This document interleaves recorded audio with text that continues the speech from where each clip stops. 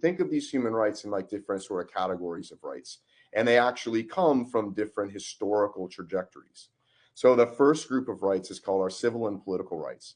Think about these as the rights that draw the lines between rulers and the ruled, between those that govern and those who are under their governance, right? And these are all of the rights that were established literally by our revolution and the other revolutions. So the English Revolution, American Revolution, and French Revolution in that order. And the documents that came from those revolutions out of the Enlightenment period, which would include the French droits de l'homme, like the French Bill of Rights, basically, and our Bill of Rights.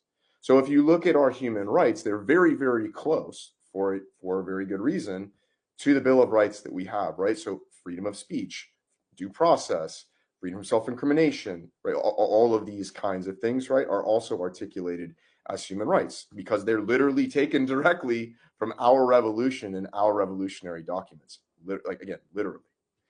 The second group of rights is social and economic rights.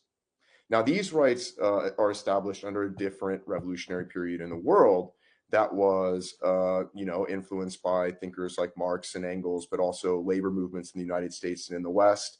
These are the same movements that gave us probably the one thing that working people, where you and I are, well, where many of us are from, enjoy every day, like the 8-hour day, the weekend, overtime pay, the things that we take for granted, but actually are pretty much some of the last rights we have left, all come from the struggles of that period that last about from the late 1800s, which was literally just celebrated this week on May Day, right? 1886, the struggle for the 8-hour day, all the way through the sort of early 20th century, right? And these are the socialist thinkers, the communist thinkers, and these sorts of things.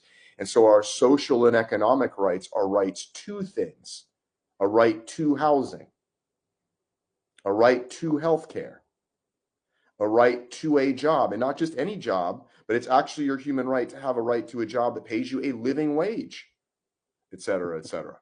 Again, I think Americans would be really surprised to know what their international human rights actually are. And they would have very different kinds of expectations for their rulers had they been aware of those rights, right? But these are their human rights as well, right? But American owning and ruling classes deride those rights because they don't want to provide those things, as this current administration is making abundantly clear, right? We have a third body of rights, but it's only a couple rights.